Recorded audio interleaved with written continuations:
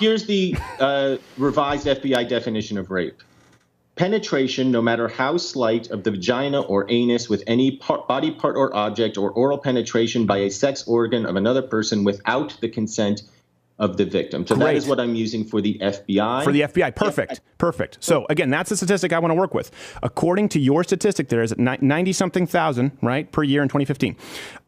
Doing the math for that, because you wanted to say over a lifetime. We agree. Over a lifetime, that would require 1,600 years, 15 to 1,600 years or so for it to be 1 in 5 women raped in a lifetime. So the FBI statistics would reflect actually much more severely what I'm talking about from the Bureau of Justice. I want to go by that definition. I agree on that definition of rape. I do not agree on the CDC definition where anyone claims that they experience rape. I think the FBI is more accurate because we just defined it. Can we agree? But you haven't given me a different definition from the CDC. No, I just used your own FBI statistic, which is more valid because it's defined. Stephen, you're saying you agree with that definition, but you don't agree with the CDC definition, but you haven't provided me with the CDC definition. There is no definition. The burden's on you to provide the definition if you're saying there's a rape culture. There is no definition from the CDC. It's regretful sex. Wait for me to look up this entire survey, the National Intimate Partner. Michael. Do you want me to do that or not? Michael, here's my point. The FBI statistics and the Bureau of Justice statistics, these are official statistics of where you can verify rape. CDC is also official. It's a government entity. It's not official if it's a poll. It is official, no, Stephen, if it's a poll. How can you say the CDC isn't official? Okay, what's more accurate, a poll or the votes in an election? What? The point is, you're quoting a poll. I am quoting actual incidents of rape. I'm quoting a survey. A survey is a poll. No, it's not a poll, Stephen. A poll is when people voluntarily offer information. You want me to grab a thesaurus? Well, I guess you're right. That is a survey. Yes, I agree with you. A survey is a poll. So my point is, if we are going to go out and throw out the allegation, which, by the way, can destroy lives of young men, rapists should be buried beneath the train tracks. If we're going to throw out that allegation, we need a whole lot more than a poll. And every single verifiable statistic, including the ones that you've thrown out today from the FBI, prove the idea of 1 in 5 completely, totally false. No, that's just not true. Now, if we look show me the FBI statistics. Show me the statistics of incidents of rape. The word reported to law enforcement. I've seen various studies that say only 30 to 40% are reported. You obviously disagree with that. Even if that were the case, we're eliminating it down to 900 years for it to be 1 in 5.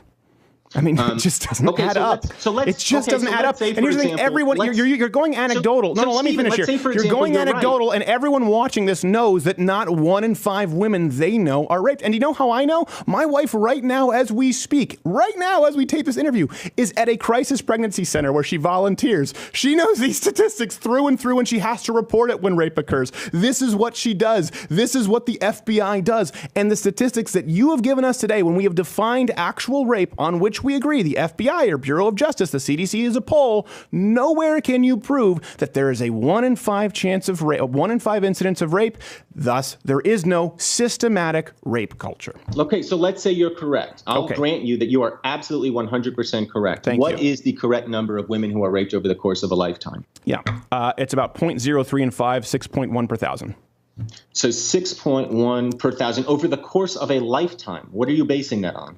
I'm basing it on the statistics that you've given me from the FBI and the Bureau of Justice statistics that specifically relate to campus. So, you're going to ask me to do math, which is going to be difficult for me. 90,000 rapes in 1 year we have a common law ground. Enforcement in 2015. If we agree that half of rapes are reported, 40% of rapes are reported, what do you think it is? Let's say that. I don't agree, but let's say that for the sake of argument, because I want you to do this math live on air. I don't think it's going to turn out too well for you. I know, you might be right. So let's say it is 40% or 30% is the number that I most commonly see that are reported, which means 70% are not reported. So we'd have to triple that number to about 250 to 300,000 rapes per year. Now, in any society that I can think of, that seems like a lot of rapes per year.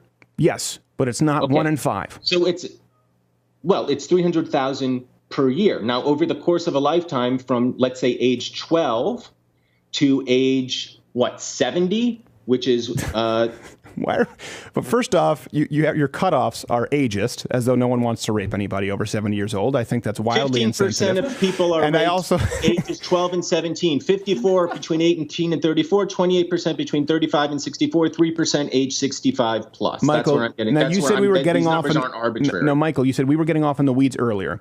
Would it stand to reason that we're more off in the weeds now, that because of the statistics you presented, you're doing math based on assumptions that you can't verify, and we're making estimates? You and I have just agreed that 300,000 is probably a reasonable number of rapes that occur to women No, we didn't. year. No, we didn't. And I said I'll give it to you for this case for you to be able to do your math, is what I said. I said okay, I did say my math. Yeah, so it's not 1 in 5. It's much lower. Yes, it's still much lower than 1 in 5. It's still much lower than 1 in 5. So with the math, 600 years to get to 1 in 5. Explain that to me, because 300,000 160 million, 58, which is the rough range of years that I'm giving you. Okay, I'm just going to do the math right now. 300,000 times 58 is 17 million. Please don't ever run for president. They're going to trot this video out. You are right. I agree with that number. Okay, so now let's get back. Can we agree that we got off in the weeds? I would say that I was correct regarding the statistics. Let's say we're not. But can we agree that there is certainly the burden of proof on someone who is claiming a rape culture to prove such a shocking statistic, and it can't be beyond a poll, which doesn't define rape. And so that's a problem. The poll does define rape. You and I don't have the definition in front of us. Clearly it must, or else it wouldn't be a survey. Well, again, if it falls under that, the definition is the California statute of affirmative consent, that is any regretful sex. But we don't know what it falls under. There's no reason to think it would fall under the California, since it's a national survey. It's a national survey, but of course would have to allow for that umbrella, considering that certain states would consider that rape. We don't know. You and I don't know. It's a poll, Michael. Let's say that. It's a poll which is these are not relied upon as evidence, as the same as reports and incidents from a Federal Bureau of Investigation, from the FBI or from the Bureau of Justice. Well, but it's not as reliable. To get their statistics, so to say that there is a rape culture, again, the issue at large is... The survey from the FBI is also a poll, according to your definition. No, it's not. They get their numbers from the different states which report. No, it's not, Michael. Yes, it is. That's how they get it. They get it from incidents of rape that actually are reported criminally. Yeah, from each state. Yes, would we not agree that that is even if you say only 40% of rapes, as we gave you, even if you say only 40% of rapes, but I don't agree to, but I'm giving to you for the sake of argument. I'm saying that's a very high estimate of the number that are reported. Well, not if you consider people like Lena Dunham who come out and claim rape, and then we find out that it's verifiably false. But let's assume 40% of rapes are reported. You haven't found that out, and you haven't presented any evidence that's verifiably false. What you're doing is you're denying her experience. First off, I believe in a system of law. That was my original intention in writing holy shit the video, because what you're doing is you're denying something that she experienced, and you have no idea.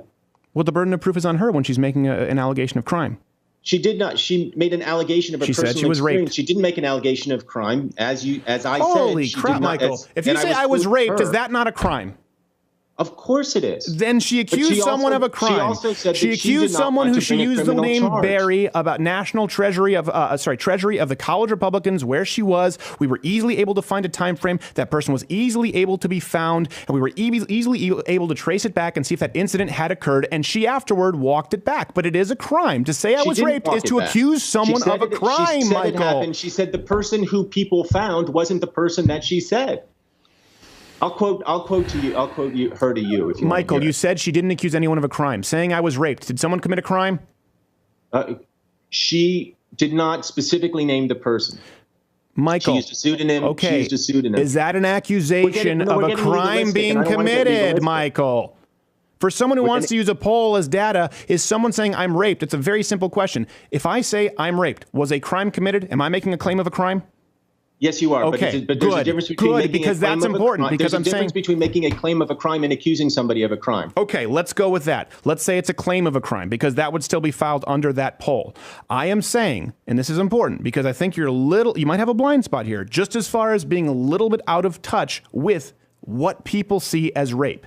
People would even read Lena Dunham's own story. Most people did when she accused She made the claim, let's say. She made the claim of a crime being committed. People have read her own story and said that shouldn't be lumped in the same category with the actual rapes that are reported, that you cited. Now, we're then taking claims like Lena Dunham's very loose claims, regretful sex, sex under the influence of alcohol, putting that under the umbrella of rape to create a false 1 in 5 statistic to go out and claim a rape culture is my point. You're conflating her experience with the CDC statistic, and you and I don't know. So we believe that she would not be included in the CDC statistic of rape. When she said she was raped, she claimed she was raped flat out, and we're saying that the CDC would not include her when they include people who claim experiencing rape? I suppose they would. Yes, they would. And my point is that would, of course, inflate a statistic that would be completely and totally irreconcilable with the actual statistics that we have from the FBI and the Bureau of Justice. So let's say that the actual claim is what? The actual number of women who are raped. And we're only talking about rape now. We're not talking about sexual intimidation. We're not talking about sexual harassment. We're not talking about stalking. We're not talking about grabbing by the pussy or by whatever it is. We're only talking about rape. Yeah. That number is what? 1 in 20? No, I gave you the number. It's about 6.1 in 1,000. But you haven't given me any basis for that number other than the Bureau of Justice. Okay, we're going to keep arguing this until we're blue in the face. I use your statistics and the Bureau of Justice. And you know it's bullshit. Right, let's go with the poll that includes Lena Dunham because she found a condom in a plant. Michael, the point is that... The CDC is a government agency. Michael, the point is you keep changing, you keep moving the goalposts. The Bureau of Justice, the study that you said has only to do with college. No, Michael. I'm also using the FBI statistics. So the reason I'm giving you 300,000 per year total. Okay, Michael, I need you to understand that I'm giving you a gift here, okay? And let me explain how. I'm happy to receive any gifts you give me. Thank you very much. And I appreciate you coming on the show, and I genuinely am a fan of a lot of the work that you've done. So I wish this could have been more amicable. I am using your statistics, the FBI statistics, which are very unforgiving to your stance, okay? In using the Bureau of Justice statistics, which would actually be more lenient on definitions of rape because it would go by college reportings of rape, not even federal reportings or criminal reportings of rape, but girls on college campus who report rape. That would be to who?